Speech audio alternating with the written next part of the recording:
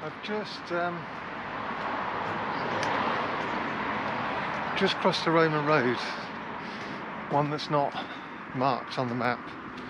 It is it's marked only in a Saxon charter, again showing that division between Saxonist and Romanist. The local museum knows about it. It's an interesting article on the local roads on the museum website. But I mean, Winkfield, which only 100 years ago was called Winkfield, and then sort of 300 years before that there was no K at all. It is Winners Feld, Winners open space. So that tells us that though this area was the forest, the royal forest of bloody hell, what is it? Selwood.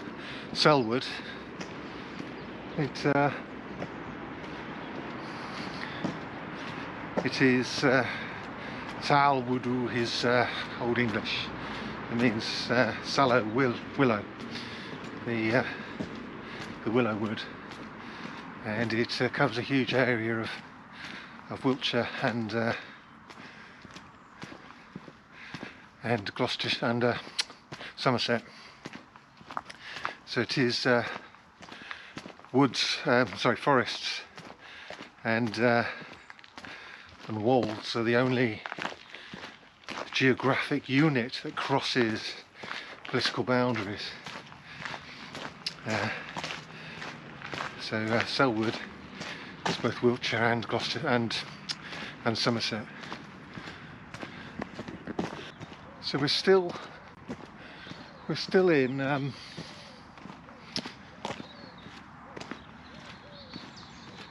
we're still in Westwood. Well, not officially today, which is the parish of Winkfield, but in Anglo-Saxon times the boundary goes down here, because it talks of a strat, which is what I've just crossed, the Roman road, and on the way to, and there's a ditch on the way to Rode.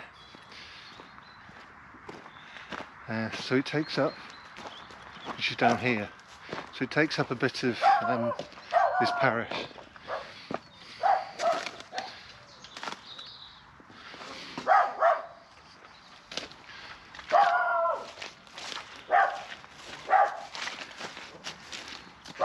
We're on a plateau. We're not at the lowest point in the land, but it is wet land, as you can probably hear from my boots. It's poorly drained.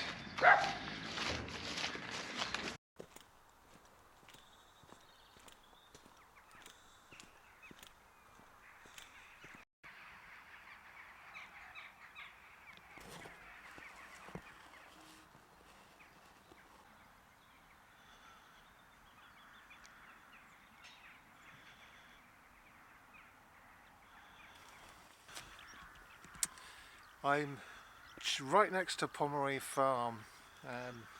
That's obviously a modern corruption of its original name, but I'll go into that in a minute. I'm next to a hedge, and I stopped here to talk about the hedge. One, because of a convenient post to stick the camera on, and secondly, the hedge struck me for negative reasons, and I'm going to go into why I don't think it's an ancient hedge. I found 5 species in it in the regulation 30 imperial yards, and so why don't I think that's 580 years old? Now it could be. I have come here to follow an Anglo-Saxon boundary. I don't exactly know where it is, but it goes in this direction, and it cuts somewhere along here, goes down to the river, and it has to be pretty close, reasonably close to Stowford Farm.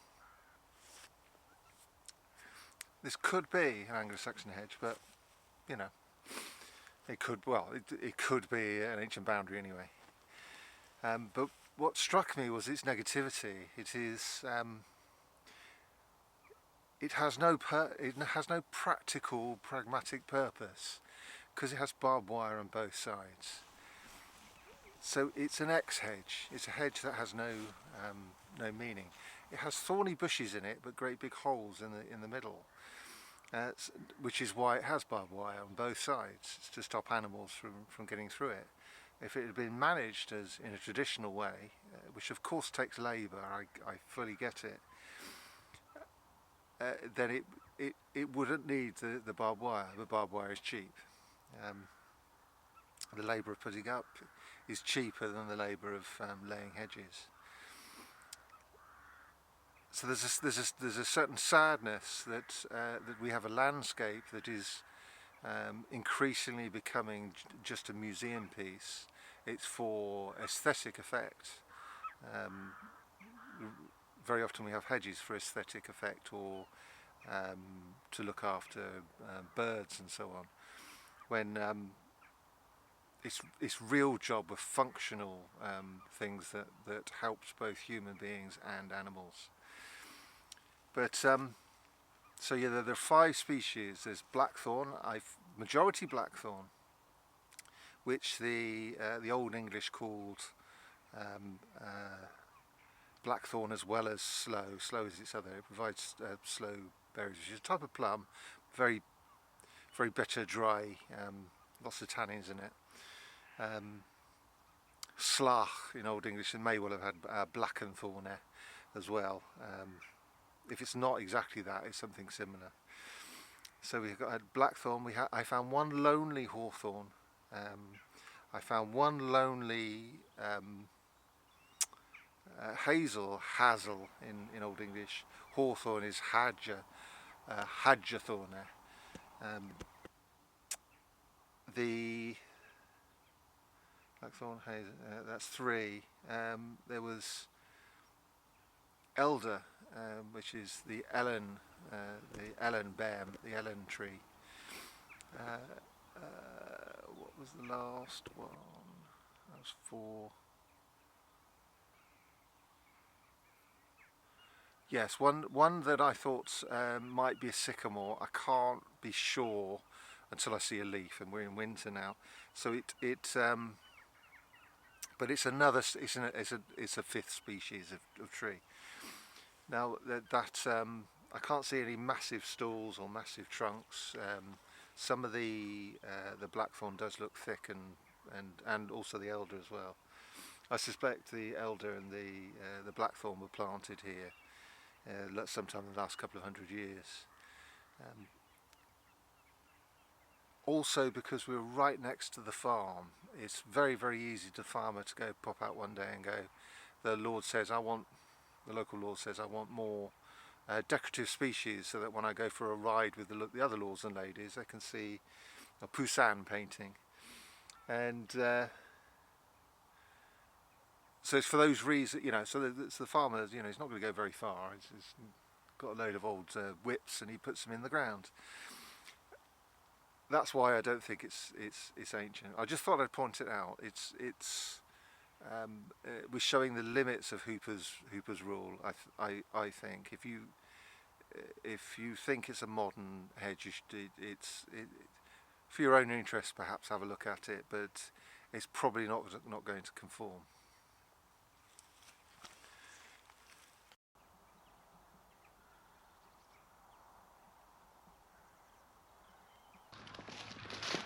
The Pomeroy farm, and it's in the 1800s it was Pomeroy farm, but before then, and we can still see the name in a wood over there from the Tithe map of the 1840s, is Pomeroy is its old name.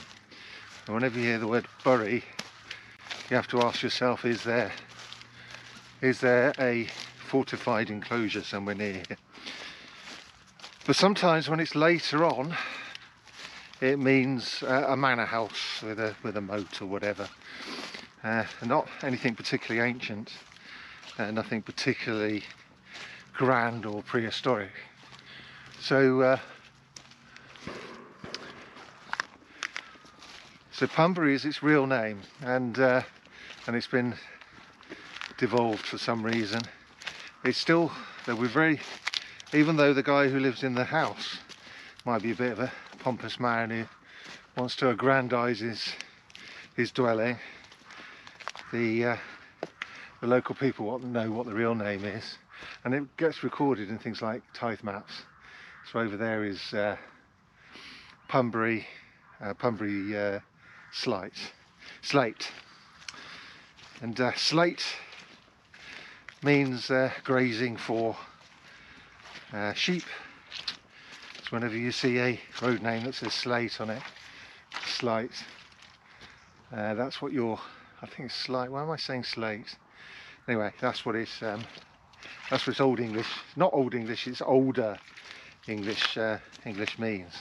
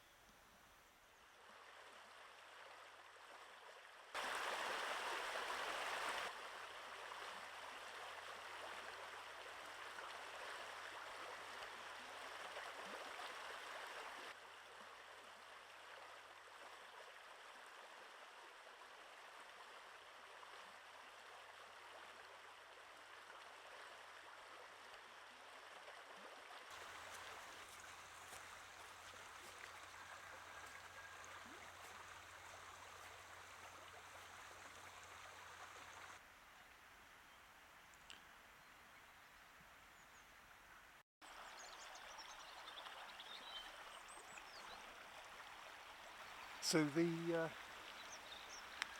there is an information board on the other side of that bridge, and but it's to do with, there's a hydroelectric plant underneath that house over there. So some details about the milling.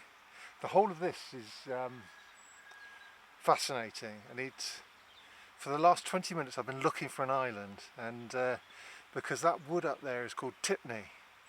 And when you see EY on the end of a word where there isn't an L, if it's LEY, ignore it. But if it says EY, well, don't ignore it, but in this case, ignore it. If you see NEY, it means there's an island. And Tipney is possibly Tipper's Island, but we don't know until we actually see a really old document.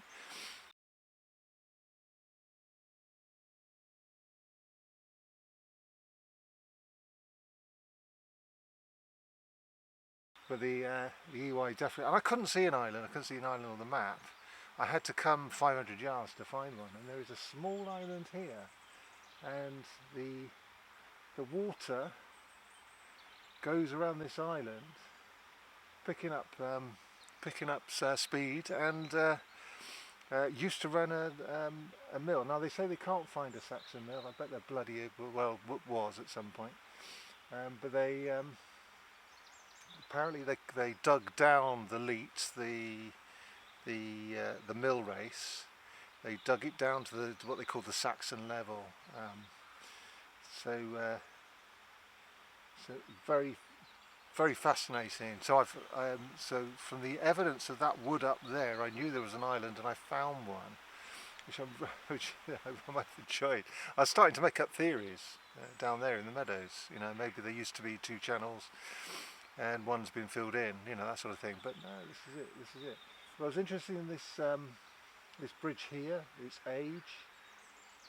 It's definitely older than the 18th century. 18th century or older, I would have thought. But it's really narrow, without any stone railings. There's no stone railings on there. That's modern wooden railings. So it does suggest that might be medieval. It might be what's known as a pack horse bridge, a bridge that's just wide enough for a pack horse. So isn't it fun when you get little topographical discoveries?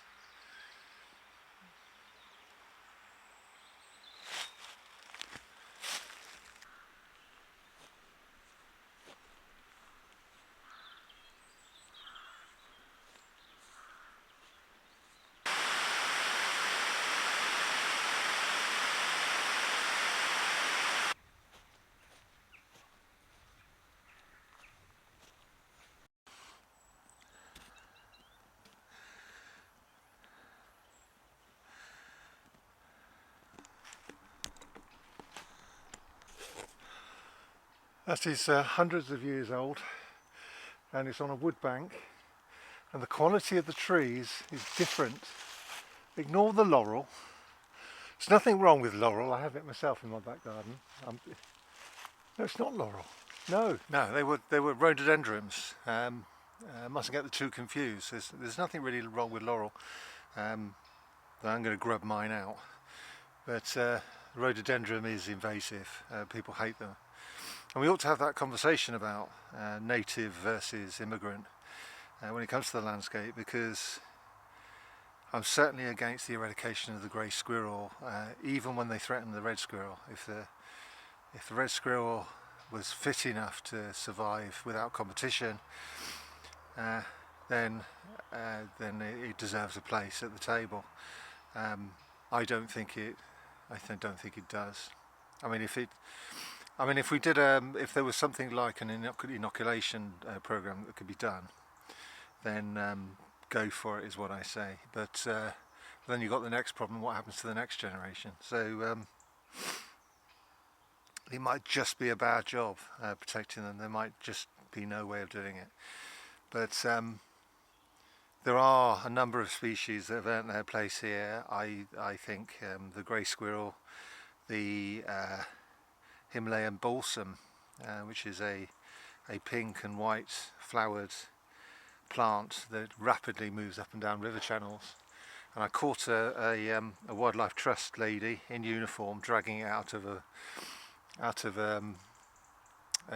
stream, and I did confirm it with somebody else who works with wildlife trust. They do, where it is up near the headwaters, they do remove it as a conservation project, but I don't think they should. I think they've earned their place here. They came here, they prospered really, really well. They make a contribution to the landscape, really good for bees, really good for my sanity, seeing some colour in the landscape. And yeah, just by their endeavours, they deserve to be here.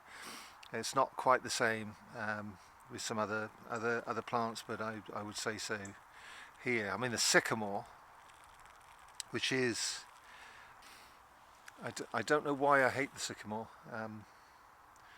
I laughed when they well, no, I didn't laugh. I did and I didn't when those two young criminals cut that sycamore down on the Roman wall.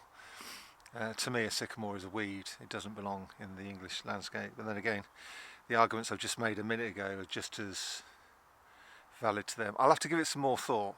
I don't see why people should valorise a plant that's just as rubbish as the sycamore is. This wood is called High Wood, and we're on Vags Hill. I don't know what the origin of that name is, but it appears on the I think it appears on the Tithe map. It's certainly old. Yes, it does. And we'll be going along the ridge of Vags Hill on our way back. So look, there's some birch there,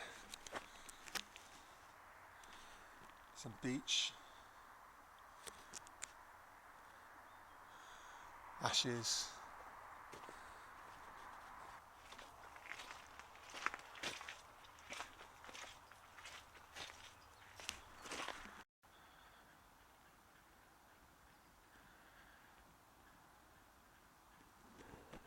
Now those two chaps there, sat there pretending to be rocks. Those are hares. This is what they look like to me from afar. So you need to get your eye in. If I see anything like that looks like brown bricks, I stop and prepare my camera. Beautiful wild beasts.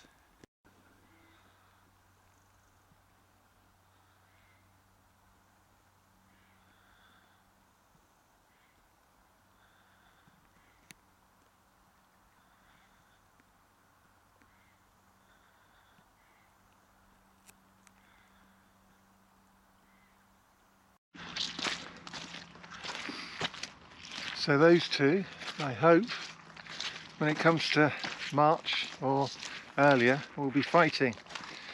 They'll be boxing each other. I hope to catch some of that footage. And yeah, so soon they'll be fighting, hopefully. I've had not a brilliant hit rate guessing wild animals or wildflowers in the last few weeks, but I've been too busy doing ranting about the universe. So the farm I've just left is Langham Farm, and that you don't need an old charter to interpret. Lang is long, ham is one of two things. I think we can place it because of topography. So it's either home or a ham, and a ham is meadow. So that is the long meadow, and you can see the long meadow on the always next to a river.